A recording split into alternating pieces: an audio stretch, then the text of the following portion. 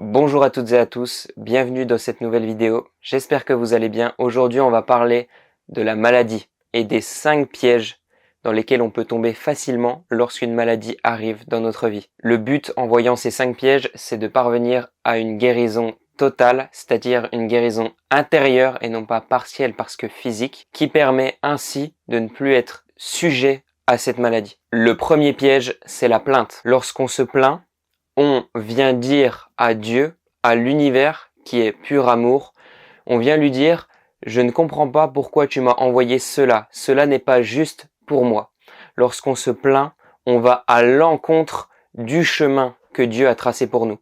Si Dieu nous révèle cette expérience, nous apporte cette maladie dans notre vie, c'est parce qu'il y a un dessein plus grand derrière cette simple expérience. En se plaignant, on ne peut pas avoir une approche réconciliatrice et parvenir ainsi à la guérison. Parce qu'on ne doit pas lutter contre la maladie, on doit se réconcilier avec la maladie.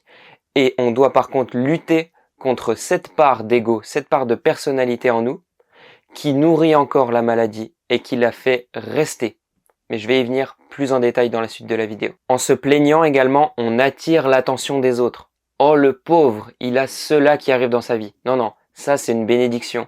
Ça, c'est pour révéler quelque chose à l'intérieur de toi, pour te faire évoluer, pour que tu sortes de certaines prisons intérieures qui sont en train de te brider, de te scléroser, de te stériliser dans ta propre vie. En se plaignant, on attire l'attention, on prend l'énergie des autres et la maladie devient un moyen d'être aimé. Donc on s'y attache encore plus.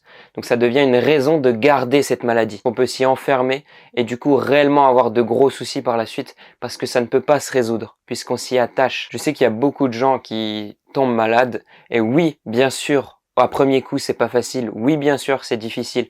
Oui, bien sûr, la famille va être inquiète. Oui, bien sûr, la famille va avoir peur. Mais ce n'est pas en se plaignant que vous allez leur porter plus d'amour, ni à eux, ni à vous. Vous allez attirer l'énergie sur vous, vous allez aimer cela et vous allez vouloir le garder. Mais ce n'est pas comme ça que vous allez guérir. Deuxième chose, ne vous attachez pas à la vie extérieure, à la vie du plus grand nombre. Suivez toujours cette petite voix intérieure qui est au fond de votre cœur et qui vous guide à chaque instant, qui vous dit quoi faire. Si j'avais écouté les avis extérieurs, si j'avais écouté les avis du plus grand nombre, oui, à cette heure-là, je serais soit un zombie, soit 6 pieds sous terre. Il y a beaucoup de gens qui s'empêchent de guérir parce qu'ils ont peur d'écouter cette petite voix, parce qu'ils manquent de foi, parce qu'ils ont peur de sortir de certains dogmes, de certaines choses qui restent ancrées ici dans notre société, et de s'émanciper de tout cela, et de plonger directement, de lâcher le bord de la piscine pour plonger dans l'océan infini de Dieu, et enfin parvenir à cet amour qui guérit tout. Donc, comprenez-moi bien, je ne blâme aucun service médical. Au contraire, moi ça m'avait tellement aidé à l'époque. Mais faire très attention parce que c'est plus facile d'écouter une blouse blanche que d'écouter sa petite voix intérieure. Quand il y a un statut, quand il y a de la peur, quand il y a de la pression avec l'entourage, ça devient difficile de s'écouter intérieurement. Prenez du temps pour vous. Allez en nature, allez marcher tranquillement et regardez qu'est-ce qui est là réellement au fond. Parce que cette petite voix, c'est pas simplement la petite voix. Cette petite voix, c'est votre intelligence divine qui connaît votre passé, votre présent, votre futur, et qui vous guide subtilement jusqu'à votre rectification totale, jusqu'à ce que vous parveniez à élever votre soleil intérieur. Donc, quand vous avez un choix à faire, faites très attention. Dites-vous toujours, est-ce que c'est la peur? Est-ce que c'est la pression? Est-ce que j'écoute simplement une forme d'autorité? Ou est-ce que c'est réellement mon cœur? Est-ce que c'est réellement, même au-delà de tout ça, mon âme, mon esprit qui me guide dans tout cela? Est-ce que quand je me retrouve seul avec moi-même dans la nature, j'ai cet élan de faire par exemple tel ou tel traitement ou de ne pas en faire? Quel est mon élan? L'important n'est pas de faire le traitement ou de ne pas le faire. L'important est ce qui vous guide. Il y a des personnes pour qui ça passe par un traitement, il y a des personnes pour qui ça ne passe pas. Il y a des personnes qui vont passer par des pratiques qui n'ont rien à voir. L'important est toujours ce à quoi vous êtes appelé, ce que vous écoutez à l'intérieur. Troisième piège, l'identification à la maladie. Vous êtes ici, un être humain incarné sur Terre. Parfois, c'est très facile de s'identifier à des choses qui nous arrivent. Et ce n'est pas grave, mais il faut savoir que ça peut entraver votre processus de guérison. Par exemple, dire « je suis diabétique ». Non, tu n'es pas diabétique. C'est l'expérience du diabète qui vient à travers toi pour révéler quelque chose à l'intérieur de toi et te faire évoluer. C'est comme si moi je tombais dans la rue, je m'égratigne le genou et je dis Je suis une égratignure de genou. Non, ça c'est une expérience qui m'arrive. Les expériences nous forgent, mais ne nous appartiennent pas. Par exemple, encore, j'ai un cancer. Non, tu n'as pas un cancer. Un cancer se dévoile dans ton corps physique afin de dévoiler quelque chose de plus profond en toi-même, afin que tu sortes de certaines prisons intérieures et que tu évolues. Ce cancer se manifeste dans ton corps afin que tu sortes de l'illusion dans laquelle tu es. Et croire que tu es ce cancer ou que tu as ce cancer et qu'il y a à toi, c'est encore une autre illusion dans laquelle tu t'enfermes et qui entrave ce processus de guérison. Donc comprenez bien, là je vous le dis vraiment avec tout mon amour, vous n'êtes pas bizarre. Vous n'êtes pas moins bien, vous n'êtes pas différent des autres. Vous êtes simplement une personne bénie par cette expérience qui est exactement ce qu'il vous faut, au moment où il faut, dans la quantité où il le faut, pour tendre vers plus d'amour. Maintenant, imaginons qu'il y a cette intelligence divine, Dieu, qu'il est tout amour. Est-ce qu'il vous mettrait une expérience dans votre vie que vous ne pouvez pas surmonter ? Est-ce qu'il se ferait un malin plaisir sadique de vous mettre dans une cage dans laquelle vous ne pouvez pas sortir et dans laquelle vous êtes voué à mourir ou à finir dans d'atroces souffrances? Encore une fois, cette intelligence, qui se manifeste d'ailleurs par votre être intérieur, par cette voix intérieure dont je parle depuis le début de la vidéo, elle connaît votre passé, votre présent, votre futur et votre caractère. Elle sait exactement ce dont vous avez besoin avec une précision astronomique. C'est cette même intelligence qui régit tout l'univers, tout ce grand écosystème avec les planètes, les systèmes solaires, les galaxies, et qui le fait merveilleusement bien fonctionner. Alors quand vous ne voyez pas d'issue à votre situation, qui est-ce qui ne voit pas d'issue? Est-ce que c'est votre personnalité, votre ego, qui vous dissuade qu'il y ait une issue? Ou est-ce que c'est votre intelligence divine? Donc excuse-moi monsieur l'ego, tu es bien mignon, mais on a une intelligence infinie à l'intérieur de nous, qu'on peut écouter à chaque moment, qui connaît la voie et qui nous la montre, afin de parvenir à cette guérison. Et cette voix intérieure, elle vous parle à chaque instant, dans votre cœur, pour chaque choix. Et là, quand vous vous dites, est-ce que je dois faire ce traitement? Tout de suite, elle vous parle. Tout de suite, si vous ressentez une résistance, ne serait-ce qu'une petite frustration, ça va pas, vous ne le faites pas. Quand vous vous dites, est-ce que je dois faire une séance de je ne sais pas quoi? Est-ce que je dois aller faire l'ayahuasca?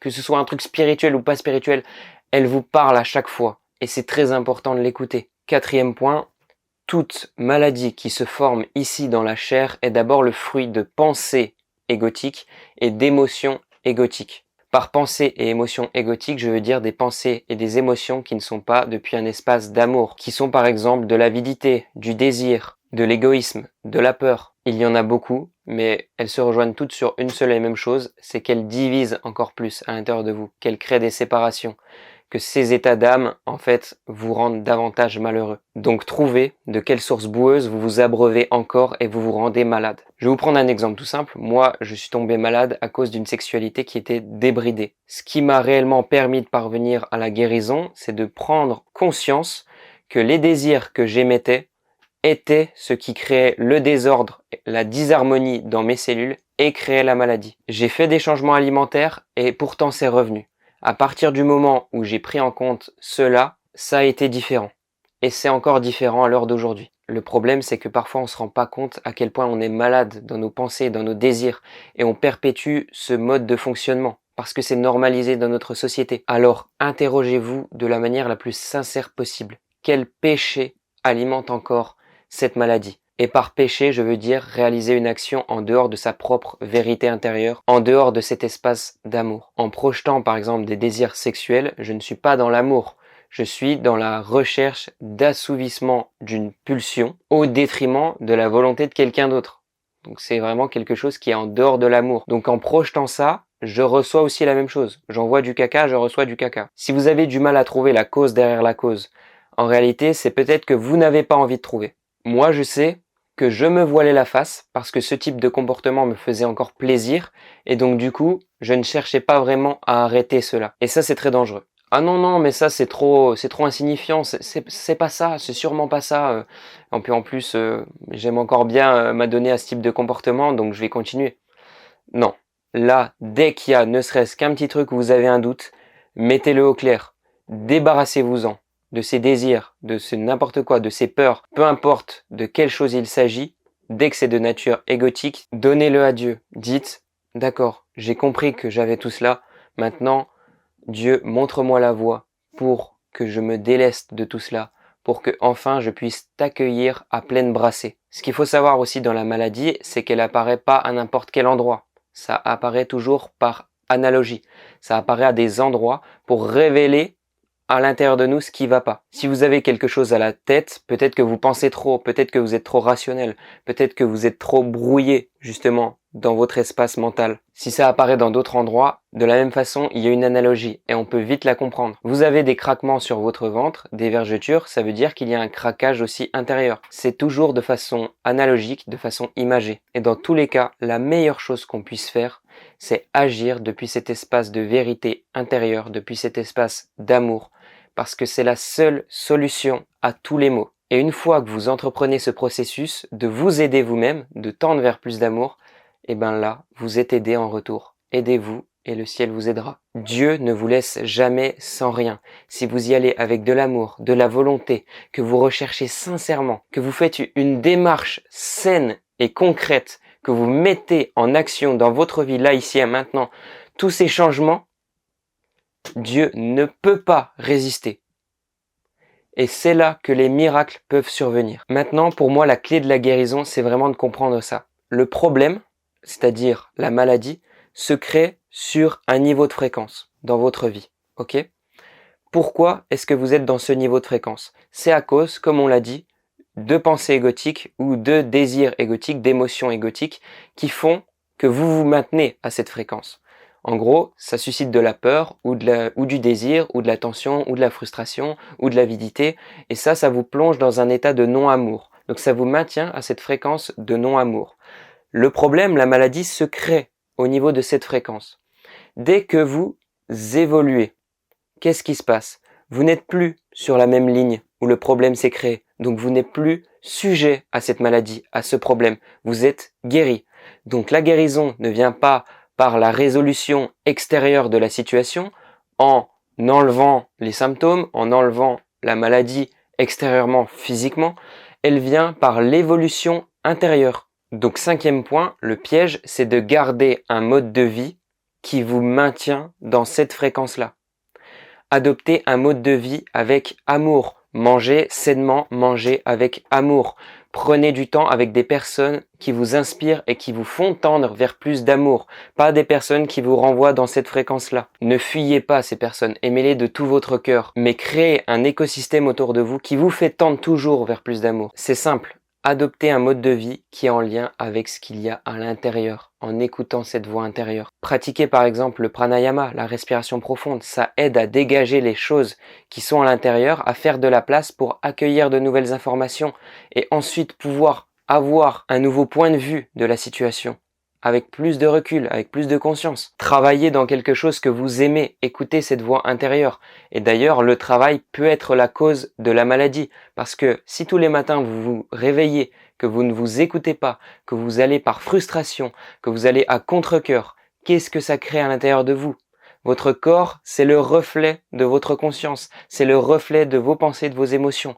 Si vous y allez toujours avec la gorge nouée, en pensant, en ruminant des choses, qu'est-ce qui se passe dans votre corps ? Il y a la même chose qui va se dégager. Combien de personnes aujourd'hui sont en burn-out ? Et je ne pense pas qu'ils sont en burn-out d'amour.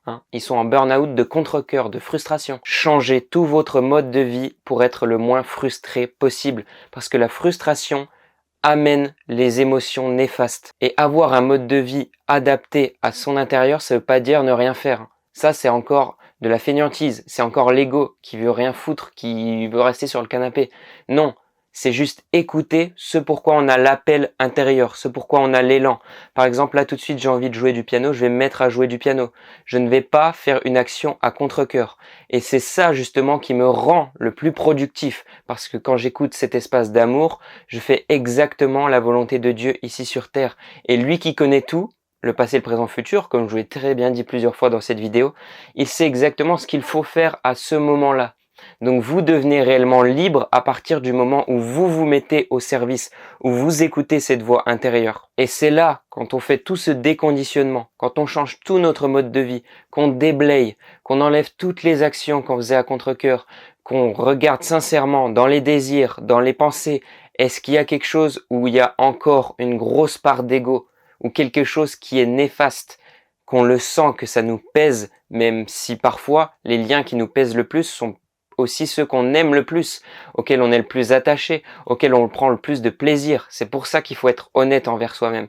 Quand on fait tout ce déblayage, parfois à ce moment-là, ce qui nous maintenait dans cette fréquence est déblayé également. On évolue, on n'est plus sujet à ce problème. Et dans tous les cas, si on fait ce nettoyage, on verra plus clair, avec plus de recul, avec plus de conscience. Et là, on pourra se dire, ah, en fait, ça y est, je sais, c'est ça. En fait, c'est ça. Et je vais maintenant commencer ce processus de guérison intérieure. Donc moi, par exemple, je me souviens que c'est en changeant d'alimentation, en arrêtant par exemple le sucre, que j'ai pu voir certains changements intérieurs. Parce que le sucre attise le feu. Le feu attise les désirs sexuels. Donc, j'ai pu prendre du recul par rapport à tous ces désirs et les voir d'une autre façon parce que j'étais moins englué dans cette matière, dans ce quotidien, dans ces conditions de vie qui font que je reste aveugle. Ensuite, j'ai pu me défaire vraiment plus profondément et avancer dans ce processus intérieur. Donc retenez bien, dès que vous vous mettez sur le chemin de l'évolution et non plus de la résolution, parce que la résolution c'est extérieur, c'est horizontal, on va rechercher dans les quatre coins, mais on reste enfermé. L'évolution c'est vertical. On se déleste de cette fréquence, on n'y touche plus, donc on n'est plus assujetti au problème. Donc retenez bien, dès que vous vous mettez sur ce chemin d'évolution, sincèrement, vous allez être aidé. Vous allez retomber à certains moments, bien sûr, c'est évident. Mais avec cette volonté, avec cet amour, vous êtes sûr et certain de parvenir à cette guérison. Gardez toujours cet idéal, nourrissez-le toujours de votre amour, de votre volonté, et rien ne peut se mettre en dehors de vous. Rien ni personne. Et vous serez aidé par Dieu dans ce chemin, évidemment. Voilà, c'est tout pour cette vidéo, qui est quand même assez complète. En tout cas, je l'espère. J'espère que ça a pu vous aider, vous éclairer dans ce processus. Je sais, c'est très difficile. Je sais, quand on est dedans, c'est très dur. Alors, oui, j'ai dit les choses qui sont assez cash à certains moments dans la vidéo, mais c'est absolument pas par volonté de nuire, c'est par volonté de réveiller. Parce que c'est la seule chose qui peut faire tendre vers la guérison, tendre vers plus d'amour, en réalité, tendre vers cette évolution qui est magnifique. Si vous avez besoin d'un accompagnement peut-être plus personnel, j'ouvre les appels que vous pouvez réserver avec moi. Je verrai directement avec vous comment est-ce que vous pouvez vous mettre sur ce chemin vers cette guérison intérieure et donc aussi physique. Je serai en joie de vous écouter, de vous aider et voilà. C'est tout pour moi, c'est tout pour cette vidéo. Si vous avez des questions, n'hésitez pas en commentaire, j'y répondrai et je vous fais plein de bisous. Ciao, ciao.